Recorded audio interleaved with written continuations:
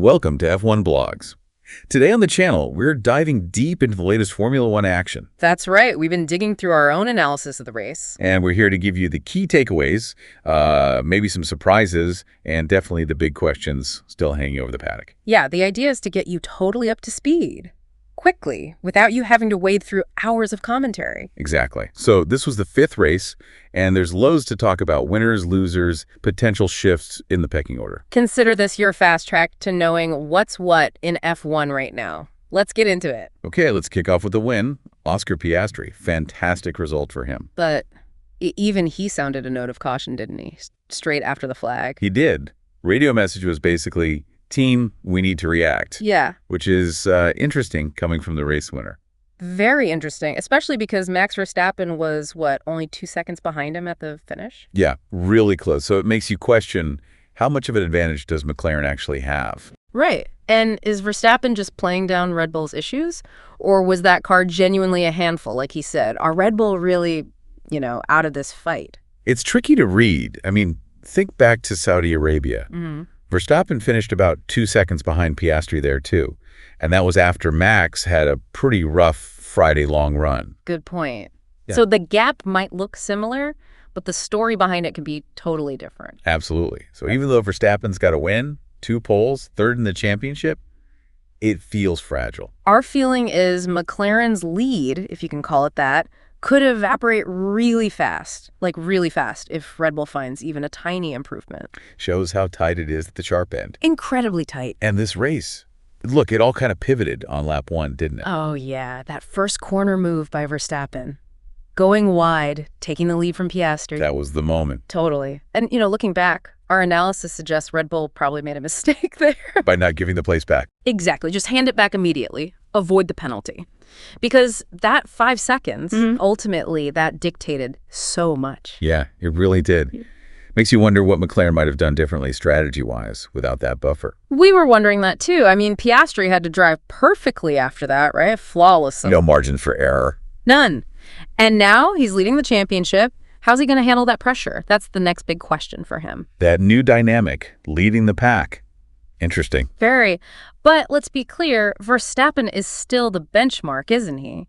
If Red Bull gets that car sorted. He's right there. I remember last year, 7 wins in the first 10 races. Exactly. McLaren improved later on, sure, but they couldn't always capitalize when Red Bull had a slight off day. So the development race is everything. Never take your eye off it. Never. Any advantage can just vanish. Poof.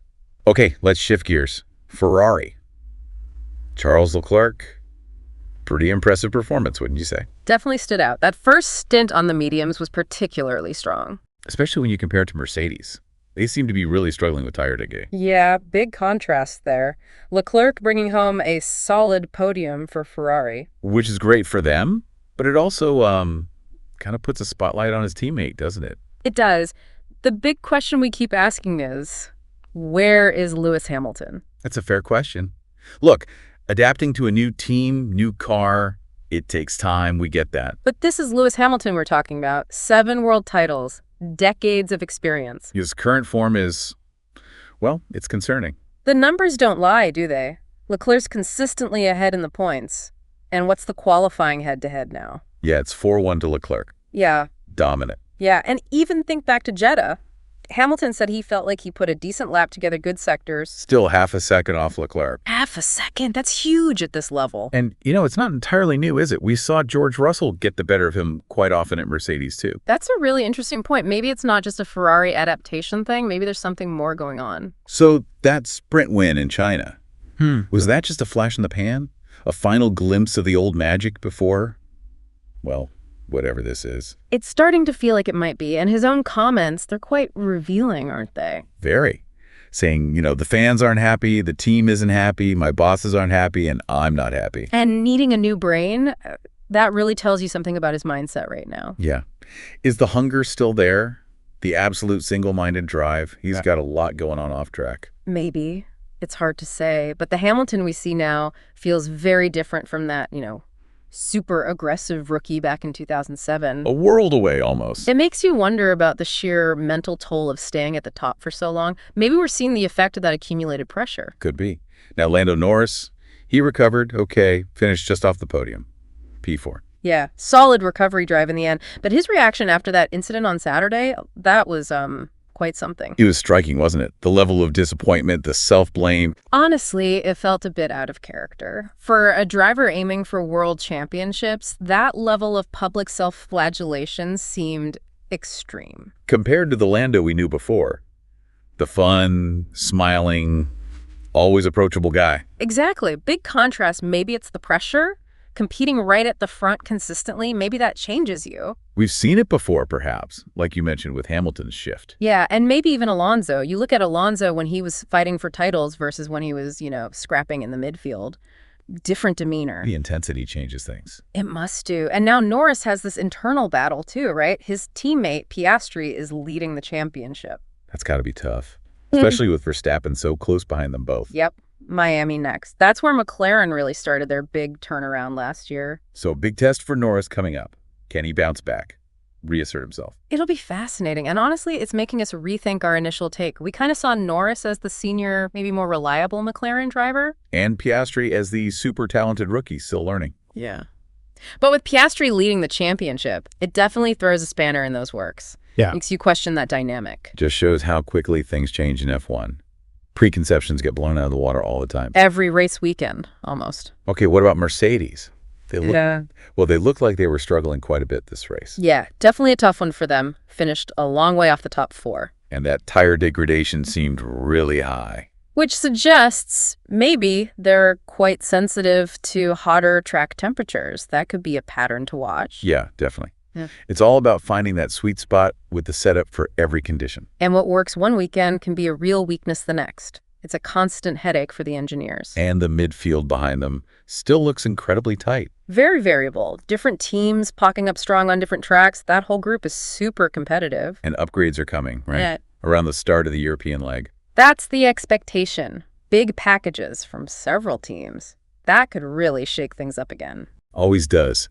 Any bright spots in that midfield scrap? Oh, Williams looked pretty solid again. And Carlos Sainz, you have to say, he seems really comfortable. Yeah, Sainz looked good. Seemed like he was getting everything out of that car and some good teamwork on display, too. Absolutely. Extracting the max, working well with the team. Impressive stuff. And Williams? Are they starting to cement themselves as the fifth best team? It's starting to look that way, isn't it? Both in points and just overall weekend performance. Consistent. Where's RB? A bit more hit and miss. Yeah, seems that way. Flashes of speed, definitely, but still some errors creeping in for Lawson. They haven't quite put it all together consistently yet. Okay, let's talk Aston Martin, because you couldn't help but feel a bit sorry for them after this race. Oh, definitely. A real sense of disappointment there. And Alonso looked, well, pretty disheartened. He drove the wheels off that car there. Absolutely, flat out. Physically demanding race, trying to drag it into the points. And ended up just outside P11, I think, after a couple of cars dropped out ahead. Yeah. It just felt like the effort and the talent weren't rewarded at all. Massive mismatch there. And the worry is, where's the progress? We keep hearing about upgrades, but they don't seem to be materializing in a big way. That's the concern. You get the sense maybe there's a bit of panic setting in. When Alonso can't consistently fight for points, you know there's an issue. It's quite a contrast, isn't it? You see Alonso still fighting tooth and nail despite the car. Yeah, compared to maybe Hamilton's current situation, different responses to adversity from two legends. And those comments floating around about Adrian Newey, focusing entirely on 2026 already. Yeah, we picked up on that too, if that's true, and the focus really isn't on the current car or even 2025. Next year could be really, really tough for Aston Martin. Very difficult. You can't just rely on hoping for safety cars or chaos to score points. That's not a strategy. Not a sustainable one, no. They need fundamental performance. And haven't there been whispers about correlation issues? Wind tunnel data not matching the track? That's a known issue, yes. It's been a problem for them before.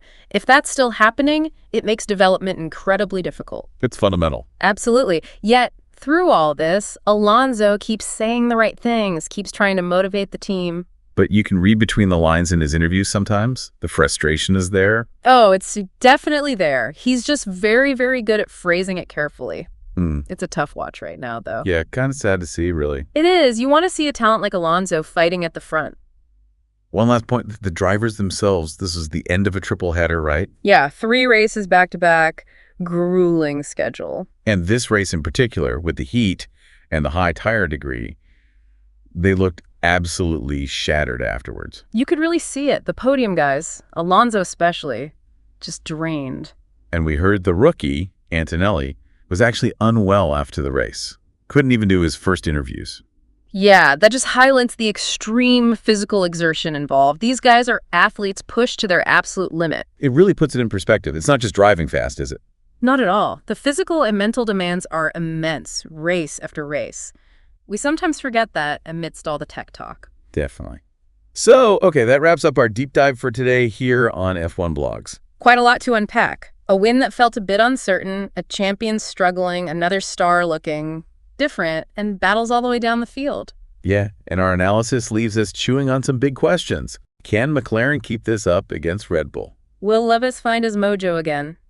Can Lando rediscover that spark? And maybe the biggest one, can Aston Martin sort out their problems and give Alonso a car worthy of his talent? Crucial questions. And then there's the whole upgrade situation. Right. Those big packages expected for the European season, what impact will they have? Who gets it right? Who gets it wrong? Could completely reshuffle the deck. It really could. So this deep dive, just the beginning of the story, really. Plenty more twists and turns to come this season. Absolutely. Keep watching the races and keep checking back here. Yeah, make sure you hit that subscribe button here on F1 Blogs. Stay tuned for all our ongoing analysis and discussions. Thanks for joining us. See you next time.